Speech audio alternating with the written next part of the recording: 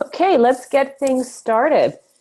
I'd like to welcome you again and thank you for sharing your lunch hour with us if you're here on the Eastern time zone and part of your morning with us if you're calling in from someplace else. My name is Teresa Agresta and I'm with CuluureTalk, and we're very happy that you could join us for what we will promise to be an enlightening hour of your day. As we get started, again, make sure that you're on mute, please. And make sure that we can eliminate any background noise. We will have time at the end of the presentation to take your questions. We also have a chat screen. So down at the bottom, if you haven't used Zoom before, it's a very friendly chat screen. You can pop your questions in there and we'll be sure to get to them and save plenty of time at the end of our hour today. And then finally, we are recording today's session.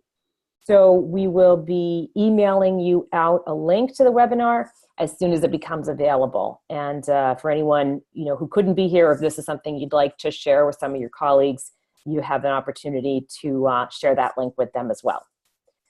So let me start by introducing our presenters for today. So I'd like to welcome Mark Godfrey.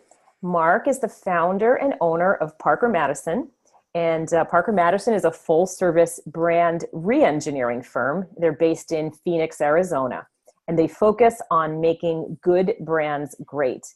At Parker Madison, they use a process that they've developed. It's called Brand Audible, and that helps them to deconstruct, reinterpret, and re-engineer brands into strategic assets.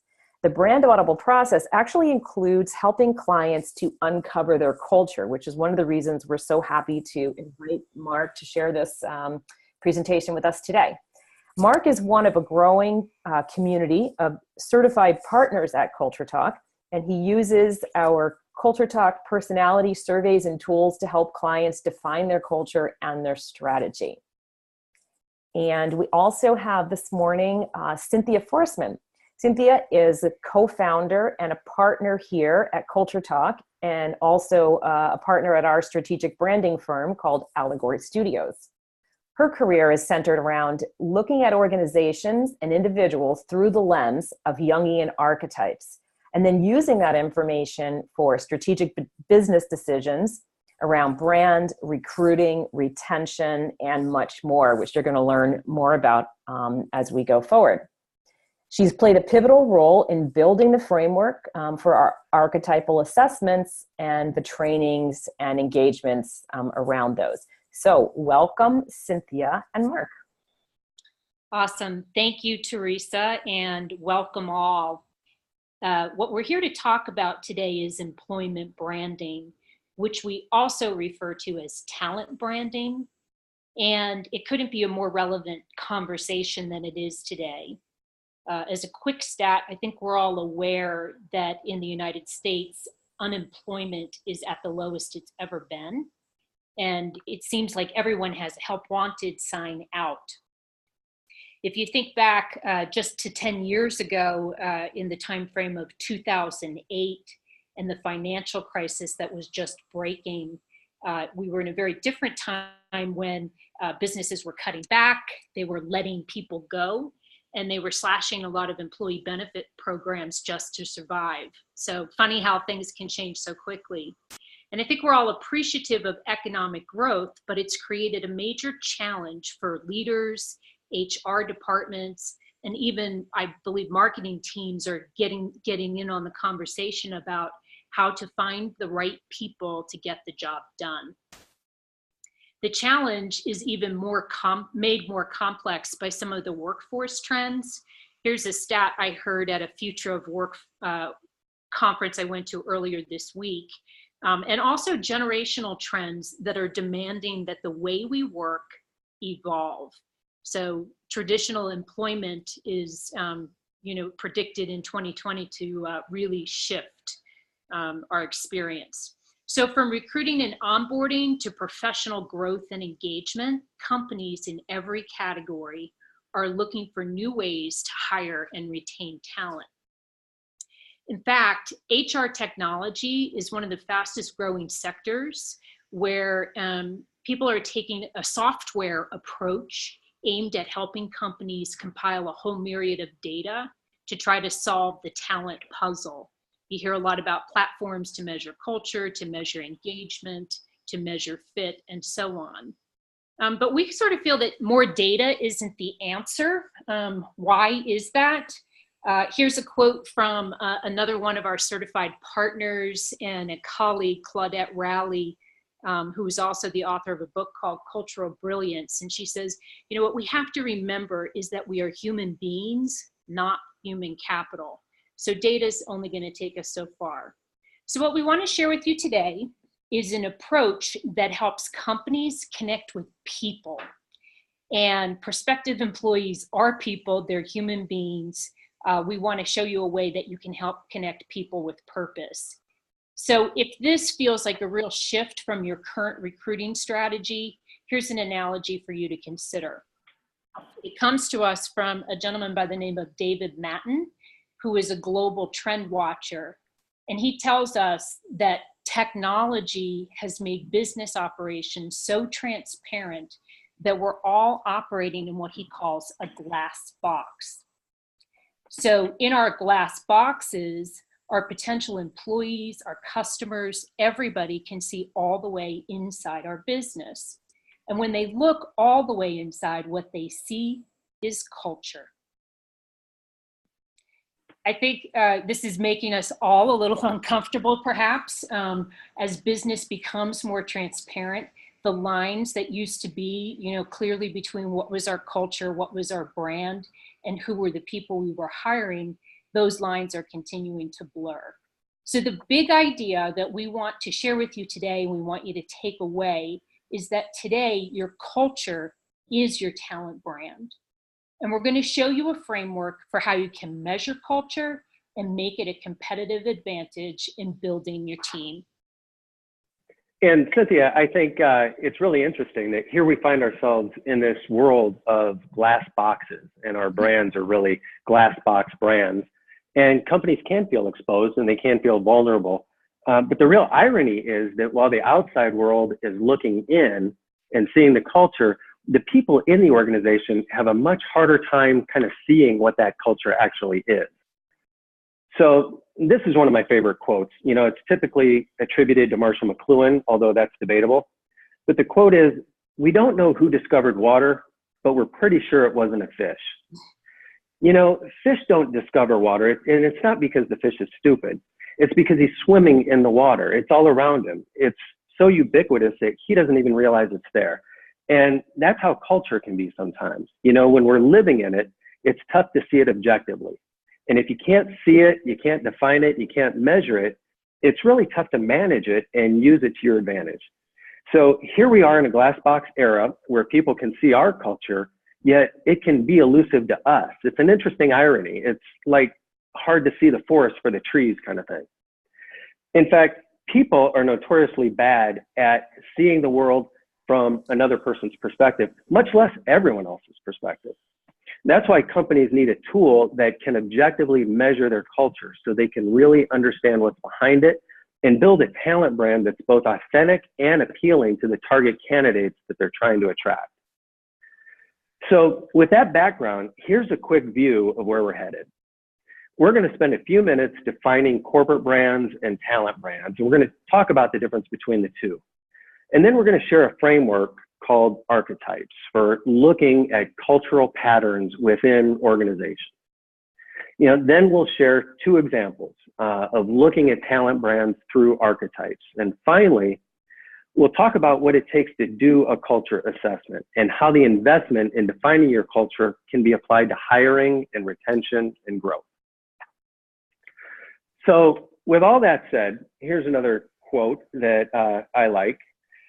Talking about music is like dancing about architecture. You know, this is a great quote, normally attributed to Frank Zappa. And we're not talking about music today, but we are talking about two things that are kind of elusive when it comes to defining exactly what they are. And frankly, people have different meanings that they assign to both these terms, branding and culture. So people wrestle with how to define those because they are abstract. So to make sure we're on the same page, let's define those terms as we see them. So here's a quote from Jay Baer. He's a friend of ours. And he says, branding is the art of aligning what you want people to think about your company with what they actually think about your company, and vice versa. Now, it's a clever quote, but there are two key terms here in this definition that I want to point out. The first is think. See, brands are just perceptions. They're thoughts in our minds. You know, they don't exist in reality. A brand is not a logo, it's not a tagline, it's not an ad campaign. A brand really only exists in your mind. Now, what forms that perception in your mind is what branding is. It's creating tangible things like the logos and taglines that help you to create a perception. So that's what companies do. Now, the interesting thing to me about that is that if brands aren't real, they only exist in our minds, it means they can be whatever we want them to be. And that gives us as branding people a lot of leverage in this. The second key term is people. So understanding your audience is vital to affecting their perception. Now, generally speaking, a brand's target audience for business and revenue is different than its target audience for employment and recruiting. So there are really two types of brands out there. There are accidental brands and intentional brands. Accidental brands are those companies that leave perceptions up to chance. They've kind of resigned themselves to let people interpret their brand however they see fit. You know, it's kind of a whatever happens, happens type of mentality. Other brands are intentional, and these are companies that actively cultivate brand perceptions. They take an active role in designing and directing how people perceive their brands in their minds. But most of the companies that do that only cultivate their corporate brand and not their talent brand. And here's the difference. Corporate brands are externally focused, meaning that their primary objective is to project a favorable image of the company to the outside world, primarily for the purpose of generating sales and new business. And that's great. The problem is when these same companies ask their HR departments to use that same brand for the purpose of recruiting. Now, recruiting is a totally different animal with different objectives and a different audience. And it's like the HR department is given the marketing department's hand-me-downs, but they're expected to use it to keep up with the high demands of recruiting. And it's kind of not fair. We all know about hand-me-downs. The problem is hand-me-downs usually never quite fit. So many times HR is trying to hire younger generations, the millennials, the post-millennials. A brand may be very well designed and authentic, but if the marketing department is using it to appeal to seasoned executives, for example, it's probably not a good fit for HR to try to appeal to some of those younger audiences. Does that make sense? Yeah. So with employment needs, as they become more substantial, developing talent brands to help that HR department recruit is becoming more and more vital. So the talent brand. So the talent brand is different because it's both internally and externally focused. Internally, the talent brand focuses on team building and retention. Externally, the talent brand represents what it's like to work for an organization. And why is that important? Because the unemployment rate has been steadily decreasing for about the past 8 years. And today, it's at the lowest point it's been in a very long time. And that's great for the economy, but it makes it really difficult for people in HR departments and companies hiring for highly competitive positions. So additionally, when marketing departments develop corporate brands, they generally consider the competition to be peer organizations within the same industry. Companies that are roughly the same size doing roughly the same thing. But when HR departments are trying to attract top talent, they're competing against a whole other set of competitors. They're really competing against the giants. So Apple, Amazon, Microsoft, Facebook, Google, they're all willing to pay top talent. And the other 99% of companies need to find a way to compete with that. And you know, it's not just a Silicon Valley issue. These giant corporations have offices and facilities across the US, and they're making life difficult for HR managers wherever they set up shop. Even Uber and Lyft are slicing into the talent pool and providing an income source to people who would otherwise be seeking labor positions like road construction and manufacturing, or service workers like hotels and other areas in the hospitality industry. So the competition is fierce and it's everywhere, and it's affecting companies on all levels of employment. So how do you compete with that?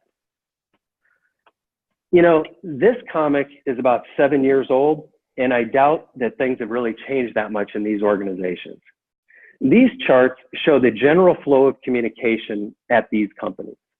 You know, if you look at it, it looks like Amazon is very hierarchical. Google, much less so. Facebook is more like a network, and Microsoft is quite competitive.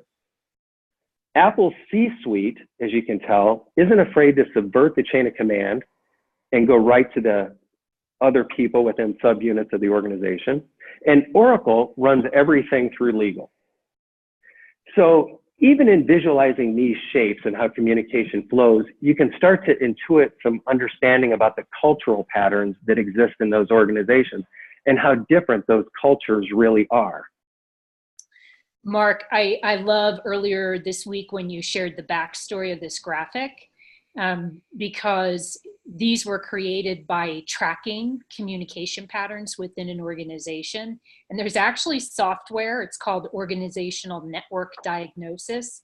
There's software programs that can measure communication patterns, and communication is obviously an important aspect of culture as well. That's right.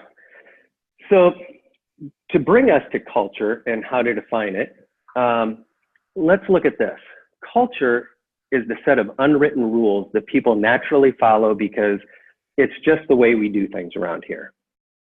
So understanding that culture and the culture that exists within the organization is really the first step toward molding it, shaping it, and using it to convey your brand personality to prospective employees. Right, we think about culture as a pattern of behavior. And now what we want to show you is how you can measure those patterns. So let's start with an introduction to Carl Jung, who is a Swiss psychiatrist, and he spent his whole life looking at patterns of human behavior. Jung was the person that introduced the idea of archetypes as a way of describing patterns of behavior. And when he talked about archetypes, he said these patterns have universal meaning. Across time, across cultures, we have a shared understanding of archetypal patterns.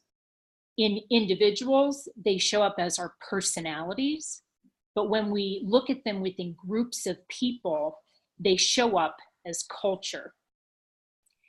These are 12 Jungian archetypes that we use in our culture and branding work.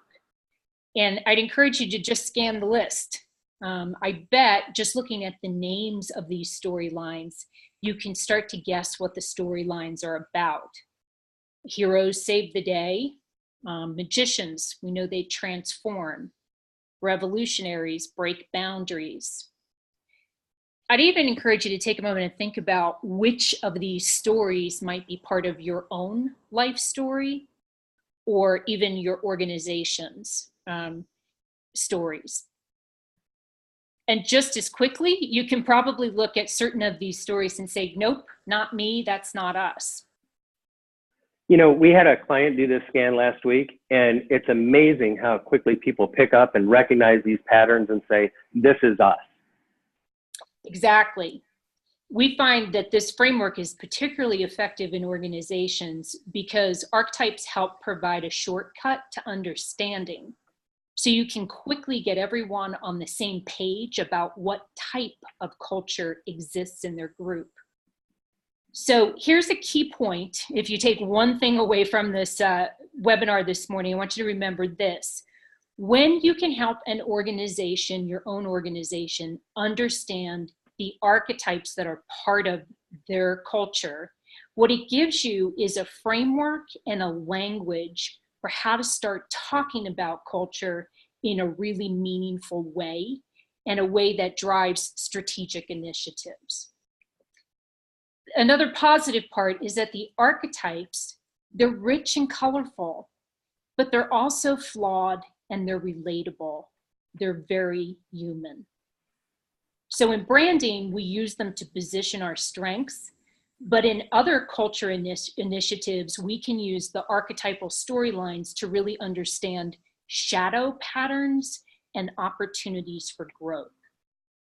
So what we want to do now is take you through a brand example, a talent brand example of a really well-known brand. And we want to kind of apply an archetypal lens to help interpret their culture and talent brand. So Patagonia. Patagonia is an outdoor clothing company and gear. They sell gear. They were originally founded by a California rock climber, and he was selling things out of the back of his truck. Today, revenues for this company are estimated to have peaked over $750 million. It is still privately held. Based in Ventura, California, Patagonia is often held up as an example of a company that has truly designed their culture to be something that they every day live up to. And they've also very carefully integrated it into every aspect of their business, including the experiences of customers and employees. So let's look at Patagonia, and let's look at 3 archetypal patterns that we see in their culture and the brand. And those are the explorer, the innocent, and the hero. Explorer is an archetypal pattern that is all about independence and freedom. In explorer organizations, we find cultures that are moving all of us forward by looking at what's just over the horizon. Explorers are traditionally light on structure and large on flexibility, and letting their employees find their own path. So where do we see Explorer in Patagonia? Here's a piece of content from the career section of the Patagonia website. It's an excerpt from the founder's book called Let My People Go Surfing, which is a bit of a manifesto. And I'll highlight a few lines for you so you can hear this explorer archetype. We hire people who love to spend as much time as possible in the mountains or the wild. So we seek out dirtbags who feel more at home in base camp or on the river than they do in the office. We'll often take risks on an internet rock climber that we wouldn't on a run-of-the-mill MBA. Can you hear the explorer in this? Can you imagine your own organization recruiting for dirtbags? And can you hear how this language might appeal to someone who would be a good fit for Patagonia? Meet Chipper. Chipper is often seen as the face of Patagonia. He's not only the receptionist who greets visitors, he is also a champion Frisbee freestyle player, world champion, and in his free time, he runs a surf school for special needs students. Patagonia had a contest where they asked who should run the company, and Chipper actually came in second. So the receptionist is seen as somebody who could actually run the company. The explorer archetype is even experienced through the core values that Patagonia puts out there, as well as their benefit plans. I'll give you just a couple of examples. The Let My People Go Surfing flex time benefit means that employees can get out and catch the good waves as long as their work gets done. Patagonia also promotes a 980 work week. And what they're trying to encourage employees to do is put in 80 hours over 9 days instead of 10. And that's so that they can take 3-day weekends and go camping. Also, if you work at Patagonia, you can actually look for an environmental internship, and the company will pay your salary for 2 months while you get out and work in an environmental way. So talk about a commitment to flexibility. That's the explorer. Next, let's take a look at the innocent archetype. Innocent is the archetype that believes in a return to the natural order and basic values. Innocence prizes simplicity, optimism, and we often find innocent in organizations that are guided by a strong set of values and do business in alignment with those values. For example, sustainability is a big priority for Patagonia, and we can align that with their business practices. How would you like to have an advertisement like this? Don't buy this jacket. If you read the fine print, what Patagonia wants to make as a point is that they only want to make a few jackets. They want to make as few jackets as possible, and that's so that they can minimize their footprint and the environmental impact. They're so committed to this that if you have Patagonia clothing that is used, you can actually send it in for repairs, or you can purchase repaired clothing from Worn Wear, which is their used shop, and it's a great bargain. But the message is about conservation and reuse. And employees are even in on the business of the company. They have a blog called the Footprint Chronicles, where they track the environmental impact of their product lines.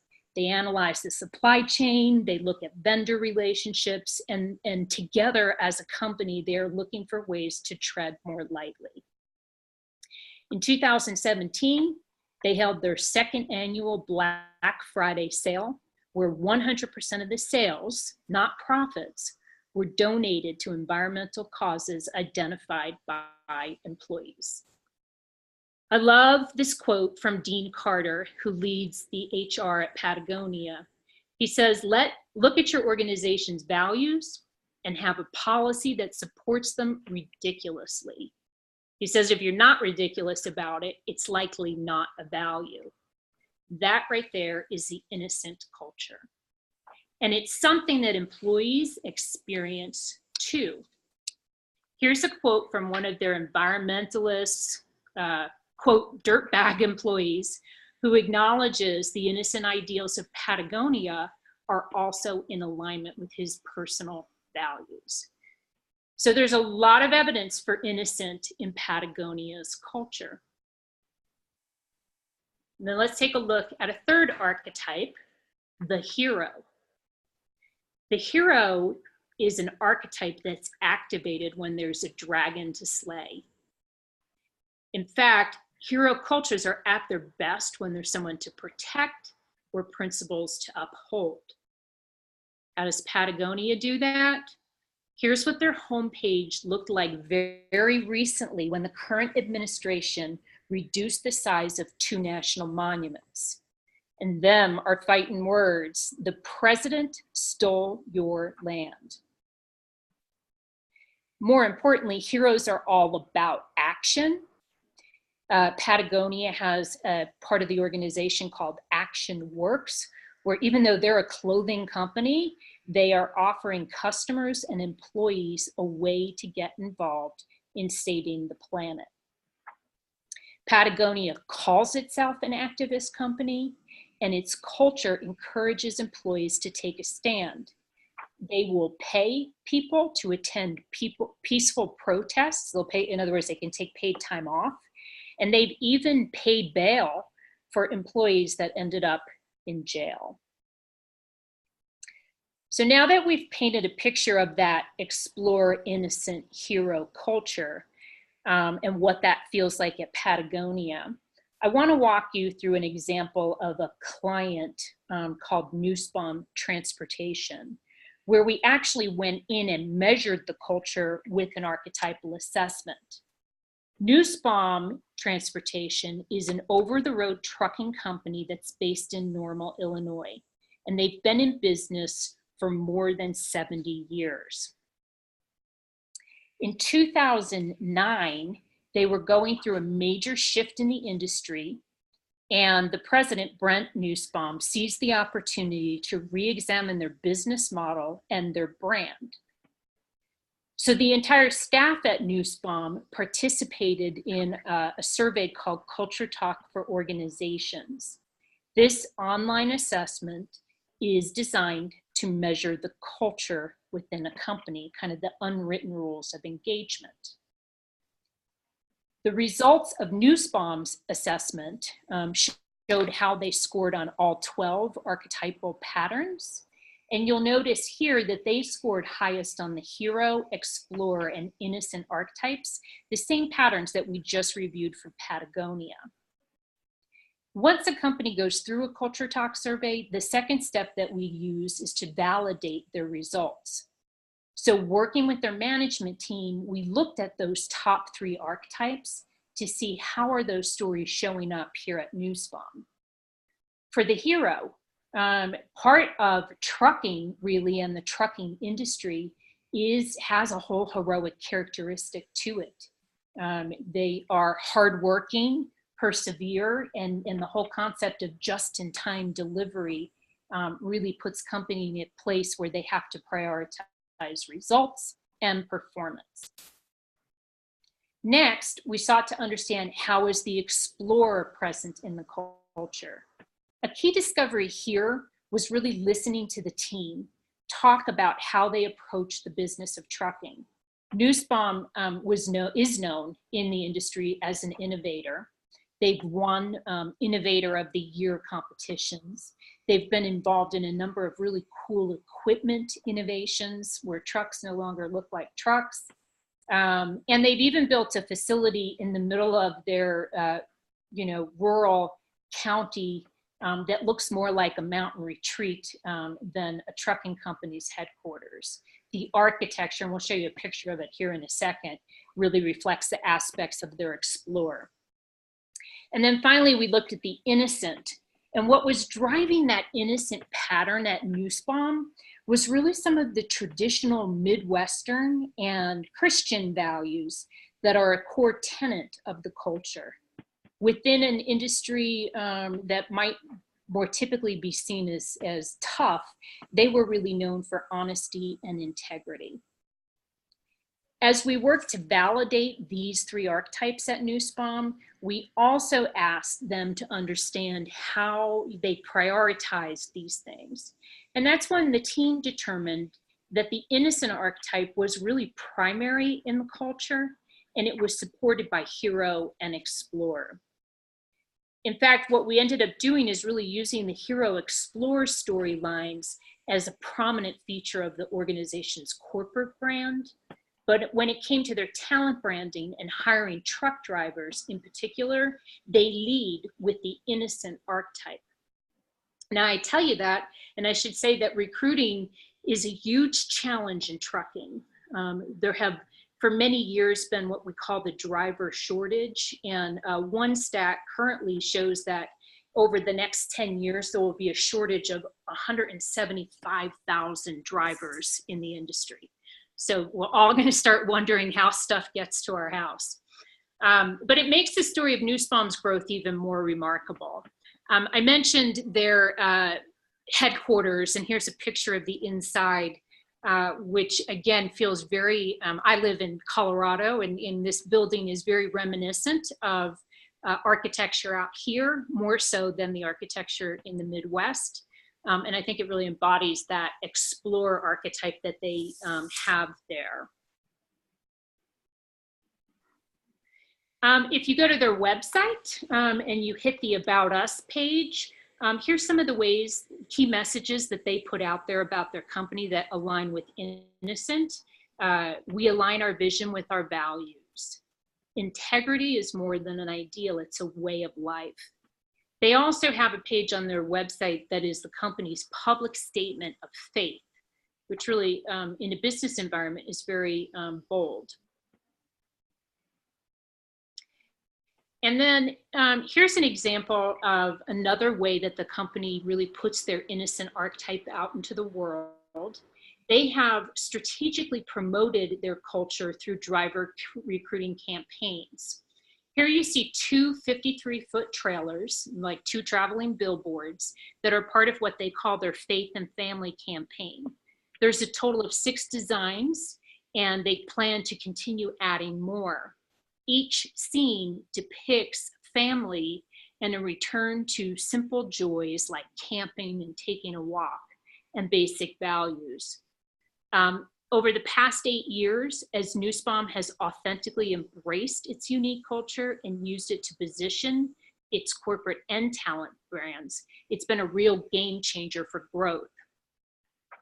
For example, just 2 weeks ago, they were named a best fleet to drive for, and this is the 4th year in a row that they received that award. Among the reasons that they were selected is that the company, actually, I think it says something about cleanliness is a huge priority at Nussbaum, which again could be an innocent ideal. But this is just one example. There have been multiple awards every year, and they've also been, on the cover of magazines. They've been featured in numerous industry publications. And since, that time in 2009, when they undertook this idea of really embracing their culture, they have grown from a 150 truck fleet to more than 350 trucks. Again, huge in an industry that, has a recruiting issue. The industry not only has a recruiting issue, they have a high turnover problem. In the average year, the trucking industry reports over 100% driver turnover, meaning you have to replace more than your entire driving team each year. Nussbaum has been able to really maintain something closer to 30% in terms of their fleet turnover. That's amazing. And what I also find interesting about both of these scenarios that you pointed out, Cynthia, is that both Patagonia and Nussbaum identified with explorer, innocent, and hero archetypes, but both their stories are completely unique and completely different from each other. So it really shows that while identifying the culture is extremely important, it has to be tailored and customized to each individual company. Which brings up another important point about culture is it can't be faked. I mean, this graphic we have on there right now, everybody, has these Fridays where they make people dress up. Sometimes it's for Halloween, and sometimes they just want to do a Twinsies day for some reason. But you can't fake culture. It's not like putting on a costume. And the key here is to be authentic and to really accurately represent your culture rather than trying to be somebody you're not. So remember, it's a glass box world out there, and people see right through phony facades. So there has to be some consistency between the message about your culture and the experience. Mark, this image reminds me, I was with a client recently who's gone through an acquisition, and her company that was acquired, they all went to a larger meeting with the parent company, and the parent company introduced kind of like their new mission, vision, values. And our client came back from that event, and they were rolling their eyes. They were like, "This isn't us. We would never talk like that." So I just think it points to that authenticity piece as well. Absolutely. And you're right. And there's a real value in defining what that company's culture is. It is an investment, and we'll talk about that authenticity again in a second. But a lot of people are asking, what does it take to develop an accurate and authentic talent brand? How do you go about it? What does it cost? And in terms of cost, it's like the old Zig Ziglar adage. It's not the price you pay to do it. It's the cost you'll pay for not doing it. That's what will really get you. So according to this Burson study, it can cost up to twice an employee's salary to replace them. So think of their annual salary and think about doubling that just to replace somebody. That's how much it's costing companies to recruit people through LinkedIn and through all these different various sources that they're going through these days. And the competition is getting more and more fierce. So that if anything, that's likely to go higher. I want to talk a little bit about the prospective employees and what they're demanding. And it's really them that are determining the importance of this kind of investment. We talked about millennials and post-millennials earlier, and no recruiting conversation would be complete without talking about them. Here's what one study finds. 50% of millennials said that they would actually take a pay cut to find work that matches their values. 77% felt that culture was actually more important than salary and benefits. I mean, if you think about it, you think about the salary, and that is an important aspect. Healthcare and benefits, those are important things too. But if you're not comfortable and you don't feel good in the culture, then life isn't worth living. So defining what that culture is and accurately representing that to a potential employee base is extremely important. And 90% of people, or millennials, said that they want to use their skills for good. They don't want to be part of some faceless organization that's out there to make a profit and make money. They actually want to do some good for the world. So that's encouraging to see, but it's also reinforcing why people need to promote their culture through their talent brands. So attracting millennials is another really good reason to develop this whole thing. According to last year's Meaningful Brand Study by Havas, it's not just millennials that are looking for meaning anymore. This quote, the world yearns for brands that are meaningful, brands that improve people's well-being in a tangible, significant, and fulfilling way. All brands want to represent that, but it's important to represent that in the talent brand too, because that's the culture that people are being employed into. CEOs are absolutely important to developing this. And studies show that they really understand that something needs to change. They understand the importance of recruiting, and they know that they need to get a better handle on it. 93% of CEOs say that they need to see a change in that pool and how it's coming around. It's a group that has to be on board. And we're talking about doing culture audits here. You have to have top brass involved from the company if you're going to be effective in that. A cultural effort without CEO support will never take off. But if you do take the time to audit the archetype and the culture, here's some ways that you might be able to capitalize on that investment. So first, there's a blueprint. The blueprint can really serve your strategy and your creative. So if you identify your archetype as innocent, as Nussbaum did, or as primary explorer, as Patagonia did, you can really see how that drives strategy and the creative that they put out there. I want to add, Mark, there, I love the strategy piece, the idea that we can actually create policies that promote the kind of culture that we want to have in our organization is really powerful. Right. Another thing is onboarding. So we've done and we've seen companies that have built onboarding materials that are really inspired by the archetypes that are their primaries that we've identified. So you can immediately immerse a new employee into the culture just through the onboarding process. Hashtag culture code. Are you people familiar with that hashtag culture code? If not, Google it.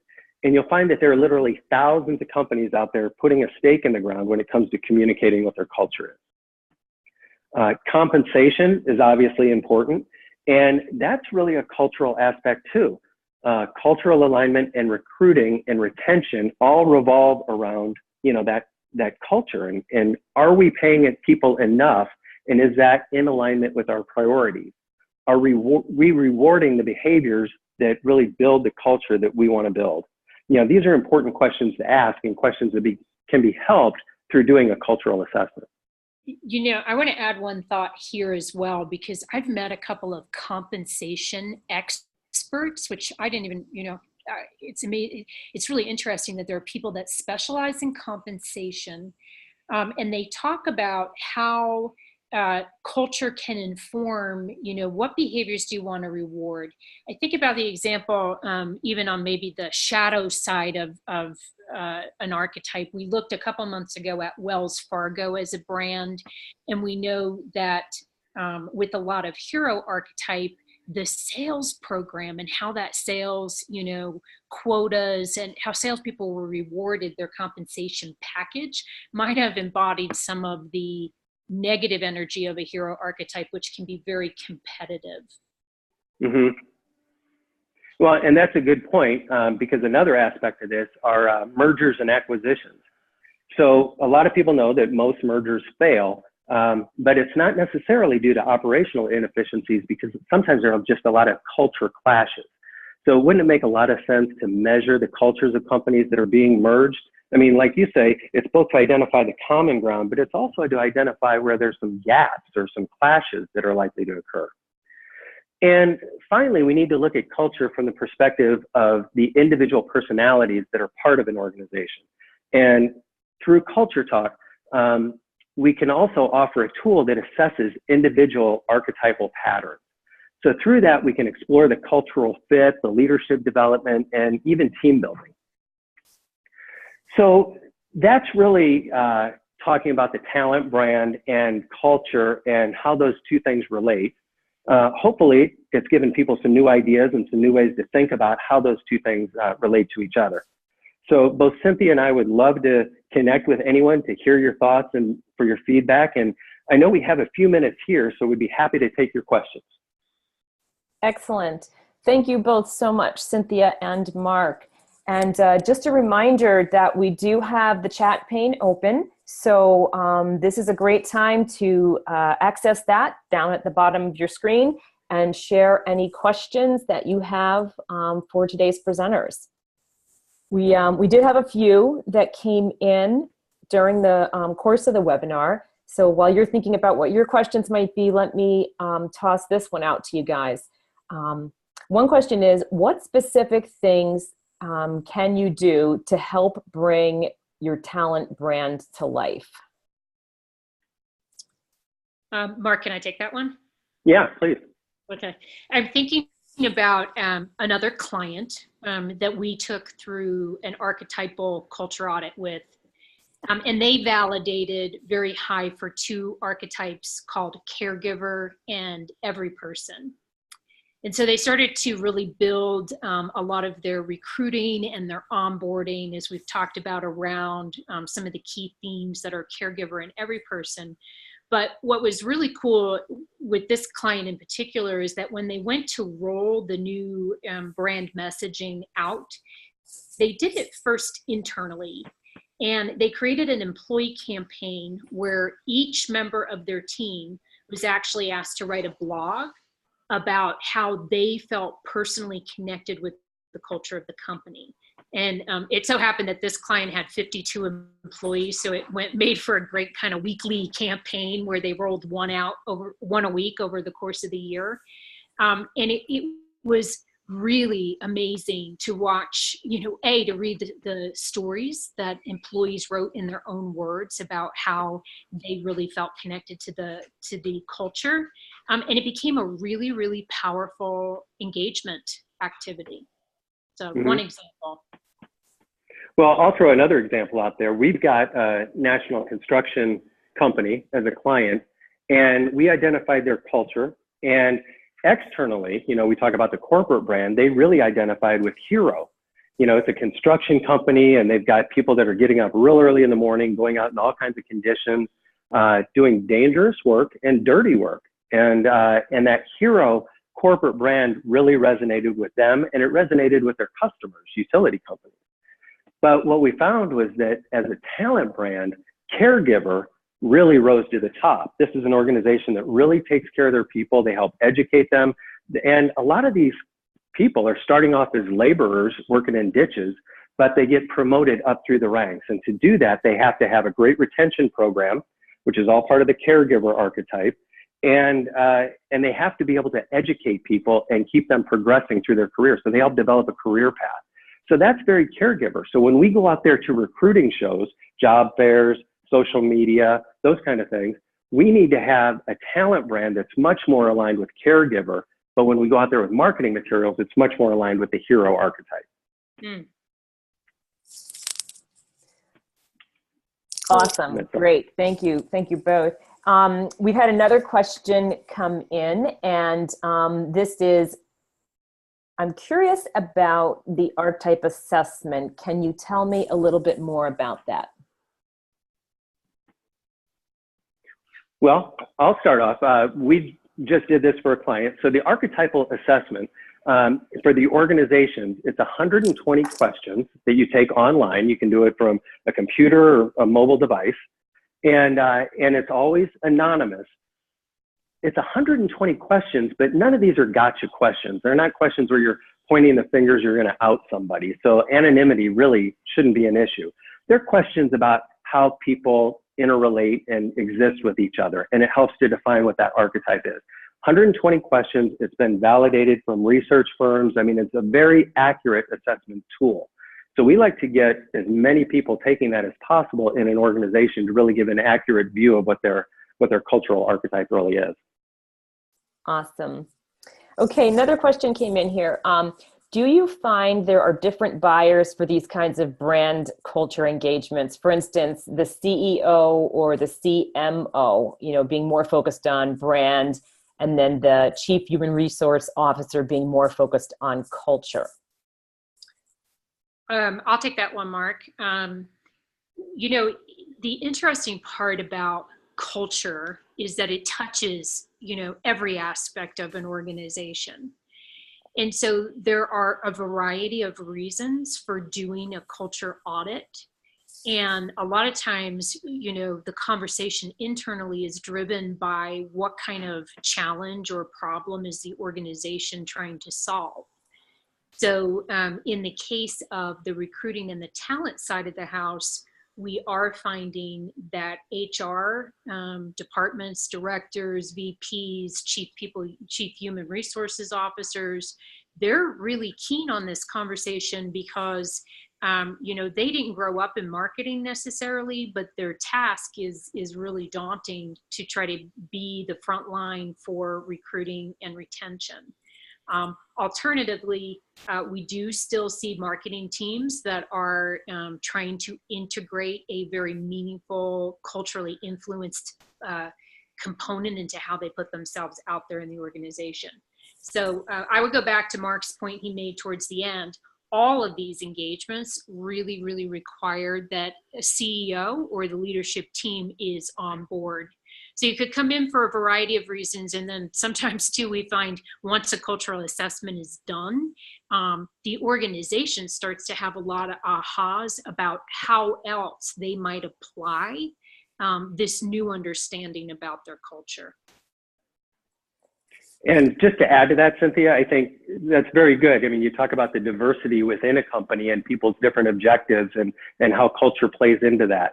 But I also think the diversity of companies or organizations or businesses that can use this. And, I talked about the construction firm, national construction firm with over 4,000 employees across the US and Canada. But we've also applied this to an elementary school. And for them, we're going to help them change their brand, change their name, develop a school mascot, because we realize that the students have to really be on board with that hero archetype that it came up for this elementary school. But it's also given us some tools to be able to communicate to the parents that really do have some choices now in determining where their kids go to school. So it's construction firms, it's schools, it's hotels, it's restaurants. I mean, there's virtually no business or organization that can't use that culture as part of their talent brand to bring in new employees. We have a few more questions here, guys, so I'm gonna pitch these at you. One question here is wondering, what have you found to be the biggest obstacle to convincing senior management to use the approach? And how do you overcome that obstacle or that objection? That's a good question. I'll let you tackle that one if you want, Cynthia. Thanks, Mark. Partly in this presentation, we really have tried to underline kind of the ROI of this type of an investment. It also, in addition, obviously there's the budgetary input for this, but there's also time commitment. What happens is that people have to hit the pause button a little bit and take the time to really get reflective around their culture. And I find that, sometimes it's that time piece that can be more of an obstacle, because there's so many things coming at organizational leaders, and they're so, in our highly technical world that they're tackling some really huge challenges that maybe sometimes are clearer.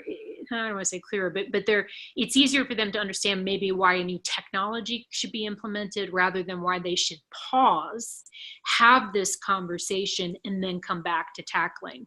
I think the angle that we've really seen be effective is a little bit what Marcus said.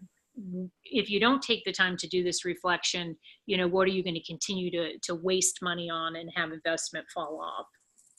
Mm-hmm. Okay. Another question here. How do you blend the answers to the archetype questions between the leadership of the organization and team members if their answers are different? That's a good one. Mark, you want me to grab it? Yeah, please. Yeah. So there is the possibility in an organizational assessment to add demographic questions. And what we see is that people like to add questions about things like, maybe a location, what office is somebody in, what's their job title, or how long have they been with the company, what department are they in. And we can actually run the results of an assessment and look at not only kind of the highest scoring archetypes overall, but we can also look at what happens within subcultures. So are there different archetypal patterns that scored higher, for different groups of people? And that's another really juicy conversation.